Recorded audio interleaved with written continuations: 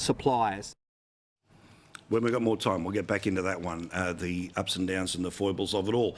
All right, now let's get into, again, the situation of these people that have been going to these pro-Hamas rallies, not protest, pro-Hamas rallies in the past couple of days, deliberately intended to be violent in their rhetoric, let alone some of this stuff that we've seen around town, both in Melbourne and in Sydney, about people literally being intimidated because they are Jewish. And when I mean intimidated, people looking to kill the Jews. How did we get here? How did we get to this place? James Paterson is the Shadow Home Affairs Minister. It would be in part his responsibility about the immigration system. But this is not about the immigration system. This is about national security, because many of the people that are involved in the protests that were wildly out of control in Sydney, the ones that are planning to go again on Sunday, and the people that are threatening people in the streets or going looking for people in Toorak were born here.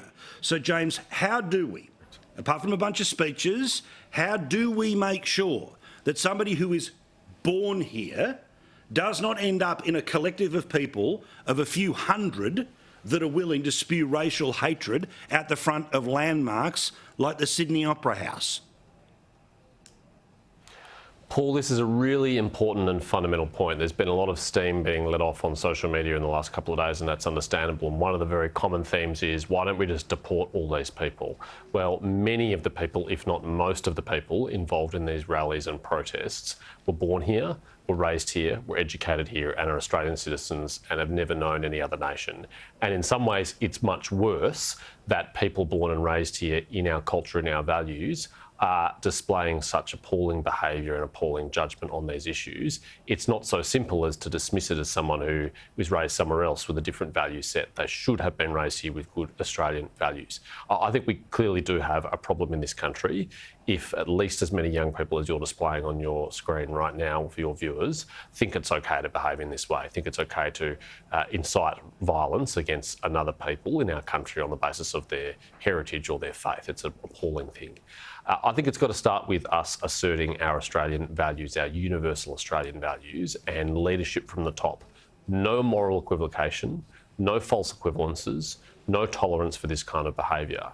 And the political leaders who in the last few days have hedged their bets, have equivocated a bit, who haven't been as clear, I think have done us a great disservice as a nation, because we have to send a very clear message to these people that their behaviour is utterly unacceptable and will not be tolerated. There was a poll that came out, it was partially funded by the federal government, that said 37% of Australians have pride in their nation. Now, pride in their nation has meant different things over different years, but let's be honest, I'm not pretending that everyone has to go back and salute the flag and, you know, some sort of pledge of allegiance at the start of each and every day, or you know, carry on like the Scouts, dib and all the rest of it, right?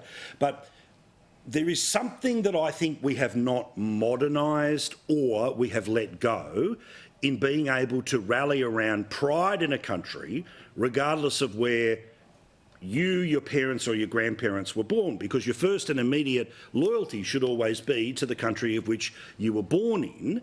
But there are a great many people who see cultural lineage as something that's more important than the country that they live in. Now, again, this is a 2-minute hit on television, I get it, we can't solve the world's problems.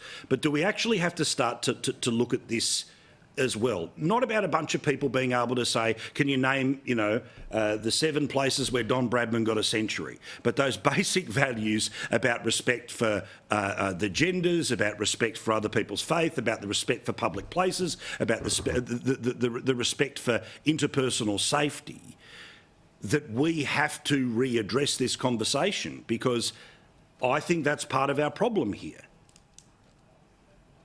I agree with you, Paul. I think a big part of it is the education system. I think young people have been raised, you know, my generation onwards in particular, maybe not the case for some older generations, but certainly from my generation onwards, to hear much at all that is good about Australia and is good about our history.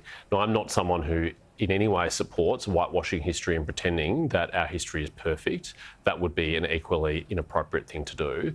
But the balance is clearly wrong, and the unifying symbols that we used to be able to unite around, which in a previous generation might have been the monarchy or the church or the flag or Australia Day, those have all been undermined, and generations of young people have now been taught there's nothing particularly good or special about Australia at all.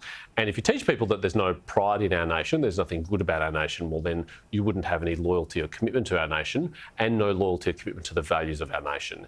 And like you say, some of those fundamental principles which actually make Australia unique, which make it such an attractive place for people from all around the world to come to, like our commitment to freedoms, individual freedoms, like freedom of speech and religious liberty, but also our pluralism and our tolerance and our openness.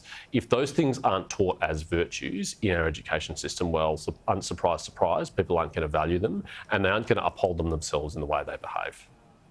Good man. James, I wish we had all night, but I just want to get you on because this is a conversation we're going to have at some point. But of course, any conversation about national pride immediately becomes, look at those two white blokes on top. You get the point. James, thank you, mate. Do appreciate it. Of course, the Home Affairs Minister and a man who's right across his brief. Really good bloke. All right, quick break.